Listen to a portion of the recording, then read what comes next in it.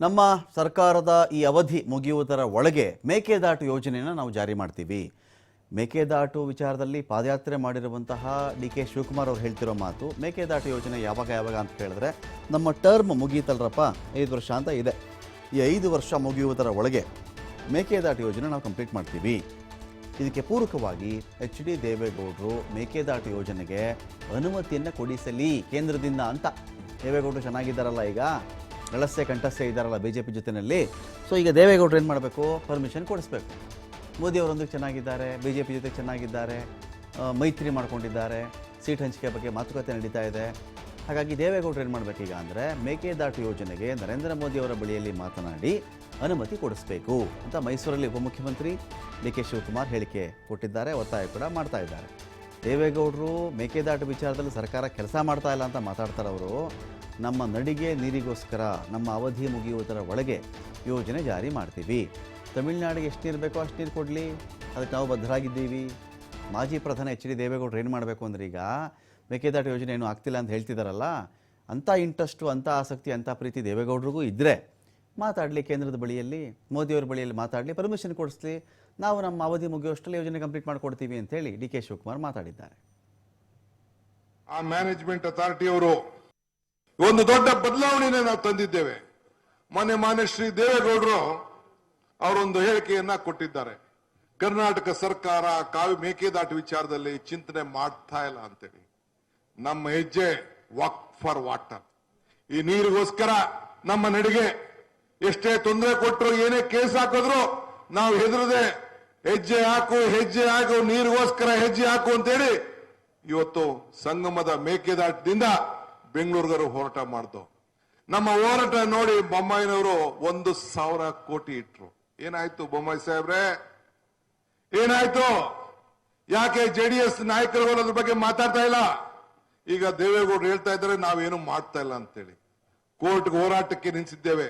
Supreme court ಮಾರ್ಮಿಕವಾಗಿ ಹೇಳಿದೆ, ನಿಮ್ಮ ಕಾವೇರಿ ರಿವರ್ ಅಥಾರಿಟಿ ಏನಿದೆ, ಮ್ಯಾನೇಜ್ಮೆಂಟ್ ಅಥಾರಿಟಿ ಏನಿದೆ, ಆ ಮ್ಯಾನೇಜ್ಮೆಂಟ್ ಅಥಾರಿಟಿಯವರು ಮತ್ತೆ ಇದನ್ನು ಮಾಡಬೇಕು ಅಂತೇಳಿ.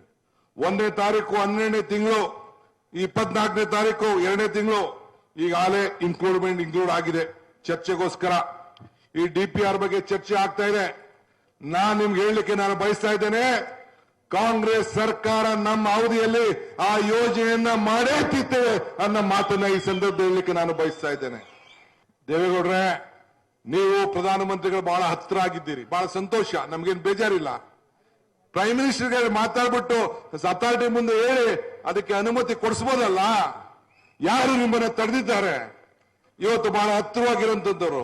ಆದ್ರೆ ನಮ್ಗೆ ಬದ್ಧತೆ ಇದೆ, ನಿಮ್ಮನ್ನೂ ಸೇರಿ ಎಲ್ಲನೂ ಕರ್ಕೊಂಡು ನಾವು ಹೋರಾಟವನ್ನು ಮಾಡಿ ಒಗ್ಗಟ್ಟಿಂದ ಈ ರಾಜ್ಯದ ಐಕ್ಯತೆಯನ್ನ ಪ್ರದರ್ಶನ ಮಾಡಿ.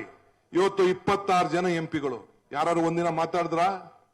ಪ್ರತಾಪ್ ಸಿಂಹ ಮಾತಾಡಿದ್ರ? ಬೇರೆ ಎಂಪಿಗಳು ಮಾತಾಡಿದ್ರ?